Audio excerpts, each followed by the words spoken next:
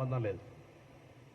ఈరోజు భారతీయ జనతా పార్టీ ఓట్ల కొరకు మాత్రమే భగవంతుని వాడుకుంటుంది. రాజకీయంగా భగవంతుని రాజకీయాల్లోకి తీసుకొస్తా ఉంది. మొన్న గంగాధరలో మా ప్రదేశ్ కాంగ్రెస్ అధ్యక్షుడు మహేష్ కుమార్ గౌడ్ గారు దేశవ్యాప్తంగా రాహుల్ గాంధీ గారు ఓటు చోరీ బహిర్గతం చేసి సాక్ష్యాధారాలతోటి బీహార్లో జరిపిన విధంగా ఇక్కడ కూడా 8 మంది పార్లమెంట్ సభ్యులు ఆ భారతీయ జనతా పార్టీకి సంబంధించిన వాళ్ళు దొంగ ఓట్లతోటి ఓటు చోరీతోటే గెలిచి ఉండొచ్చురు అనేటువంటి ఒక మాట చెప్పినాడు. కావచ్చు, అనుమానం ఉంది అని చెప్పినాడు, ఆధారాలతో చెప్పలే. ఇవాళ నేను కోరుతా ఉన్నా పిసిసి అధ్యక్షుల్ని, అదేవిధంగా గౌరవ ముఖ్యమంత్రి గారిని కోరుతా ఉన్నా, జిల్లా వ్యాప్తంగా ఓట్ల చోరీకి జరిగినటువంటి అంశం మీద జిల్లా కాంగ్రెస్ ప్లేట్లు అంటే ప్రభుత్వం తరఫున పర్యవేక్షణ ద్వారా భారతీయ జనతా పార్టీ యొక్క కుట్రలను కుతంత్రాలను బయటికి తెచ్చే ప్రయత్నం ఈ రాష్ట్రంలో కూడా జరగాల్సిందిగా కోరుతా ఉన్నా.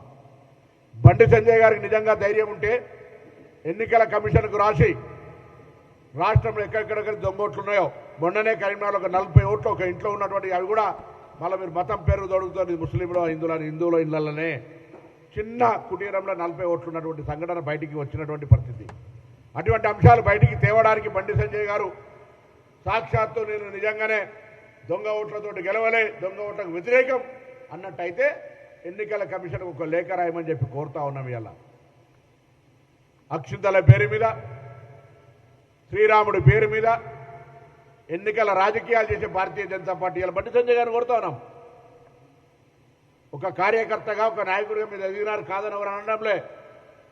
కానీ ఈరోజు ఎన్నికల సందర్భంగా మీరు వాడినటువంటి అంశాలు, ఇలా మీరు మాట్లాడుతున్నటువంటి మాటలు, భారతీయ జనతా పార్టీ రాష్ట్ర అధ్యక్షుడిగా మిమ్మల్ని తొలగిస్తే ఇదే ప్రదేశ్ కాంగ్రెస్ అధ్యక్షుడితో పాటుగా అనేక మంది బీసీ నాయకులం మావోని ఎట్లా తొలగిస్తారా బలహీన వర్గాల బిడ్డనని నీకు సానుభూతిగా ఉన్నటువంటి పరిస్థితిని అర్థం చేసుకో.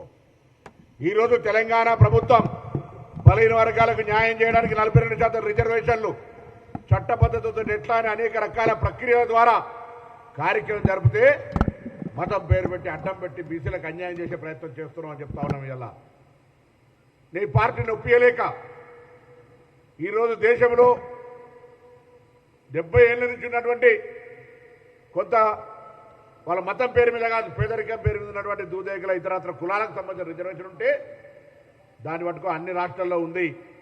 దాని పేరు మీద తెలంగాణ బీసీలకు అన్యాయం చేసే ప్రయత్నం చేస్తే నిన్ను ఏమనాలని అడుగుతా ఉన్నాం. ఇలా అందుకే ఇప్పటికైనా స్థానిక సంస్థల ఎన్నికల నిధుల గురించి మాట్లాడినారు. ఇవ్వండి నిధులు.